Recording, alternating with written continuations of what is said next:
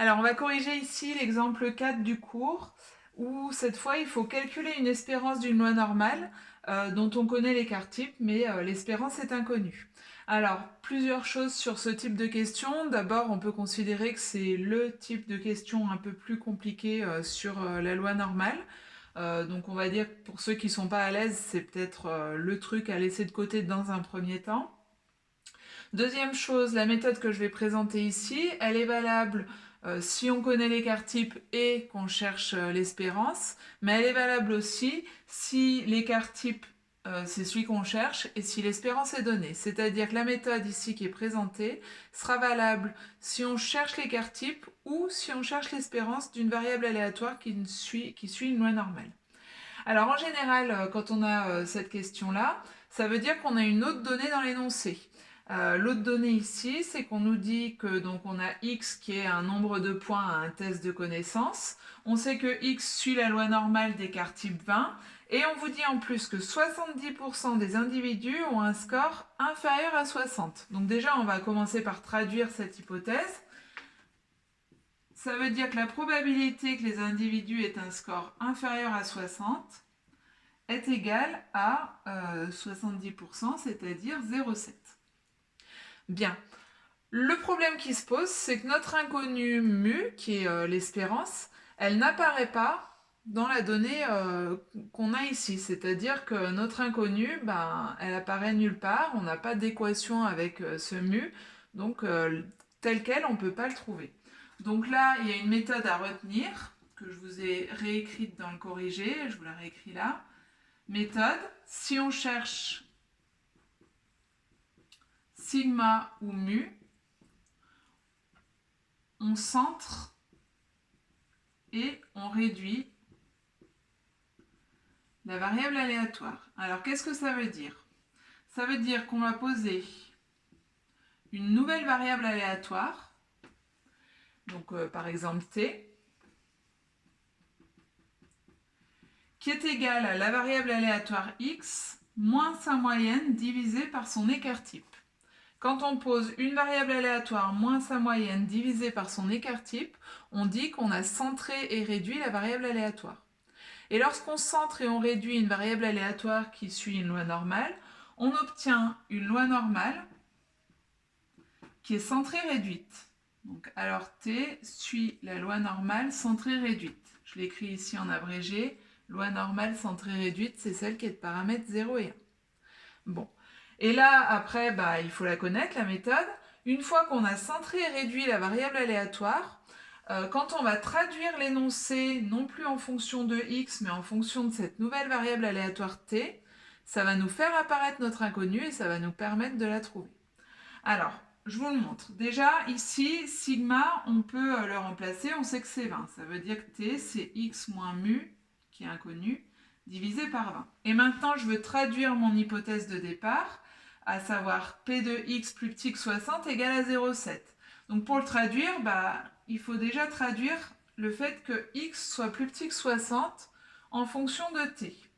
Alors comment on fait pour passer de x à, moi je voudrais t. En fait, pour passer de x à t, on fait moins mu, puis divisé par 20. Donc vous le faites soit en une opération, soit en deux. Là ici, je vais faire le détail. X moins mu, ça veut dire que je fais moins mu dans mon inégalité. Ici, ça fait 60 moins mu. Et ensuite, on divise par 20. On divise par un nombre qui est positif, donc ça ne change pas le sens de l'inégalité, donc je peux le faire directement ici. Autrement dit, dire que x est plus petit que 60, ça revient à dire que ma nouvelle variable aléatoire t est plus petite que 60 moins mu sur 20. Alors une fois qu'on a ça, du coup, on savait que la probabilité que x soit plus petit que 60 était égale à 0,7. Ça veut dire que la probabilité que t soit plus petit que 60 moins mu sur 20 est égale à 0,7. Et du coup, on se retrouve sur un problème qu'on a déjà résolu, à savoir, on connaît une probabilité et on cherche un nombre qui est là à l'intérieur graphiquement. T suit une loi normale centrée réduite, donc je peux faire une loi normale centrée réduite, c'est-à-dire qui a pour axe de symétrie l'axe des ordonnées. Et je veux avoir 0,7 avant ce nombre-là. Donc autrement dit, 0,7 c'est plus que 0,5, c'est pour ça que je le place ici. Et là, j'ai ce nombre-là, 60 moins mu sur 20. Bon, bah pour trouver ce nombre qu'on peut appeler petit t, on sait que c'est le inv-norme de la calculatrice qui permet de le faire. On connaît l'air avant ce nombre petit t, et on cherche combien vaut t, sachant que l'air vaut 0,7. Donc là, on utilise le inv-norme de la calculatrice. On lui fait inv-norme de 0,7 et on n'a pas besoin de mettre de paramètres après parce que là, je travaille sur la variable t qui suit la loi normale centrée réduite. Donc le inv-norme va me donner la valeur du petit t, de ça là en fait. Donc quand je fais inv-norme de 0,7 à la calculatrice, il me donne 0,52. Ça veut dire que ce nombre-là, là, c'est 0,52. Le petit t obtenu, c'est 0,52. Bon, bah arrivé là, on a quasiment fini. Parce qu'arrivé là, vous voyez qu'on a une équation qui contient une seule inconnue mu, qui est le nombre qu'on cherche. Alors, je vais effacer pour finir de résoudre.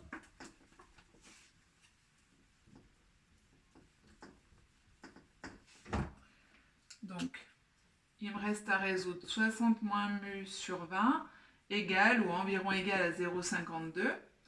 Bon, bah là, il suffit de multiplier par 20 de chaque côté pour me débarrasser du 20 ici. Donc, quand je multiplie par 20 ici, ça fait 10,4. Et puis ensuite, ça fait moins mu environ égal à 10,4 moins 60, c'est-à-dire moins mu environ égal à 49,6, moins 49,6, et du coup on obtient mu environ égal à 49,6. Donc de cette manière, on a résolu le problème qui demandait de trouver l'espérance mu. Donc l'espérance mu c'est 49,6. L'espérance elle a une unité puisqu'ici notre variable aléatoire ça comptait des points. Donc ça veut dire que l'espérance est de 49,6 points. Autrement dit, le nombre de points moyen d'un individu à ce test, c'est 49,6 points. D'accord ? L'espérance donne le nombre moyen sur un grand nombre d'individus. Voilà. Donc vous retenez surtout la méthode que vous ne pouvez pas inventer. Si la question demande de trouver l'espérance mu ou l'écart type sigma d'une variable aléatoire qui suit une loi normale, vous pensez à poser une nouvelle variable aléatoire qui est centrée et réduite, c'est-à-dire notre variable aléatoire moins mu divisé par sigma, et ensuite vous traduisez les données de l'énoncé.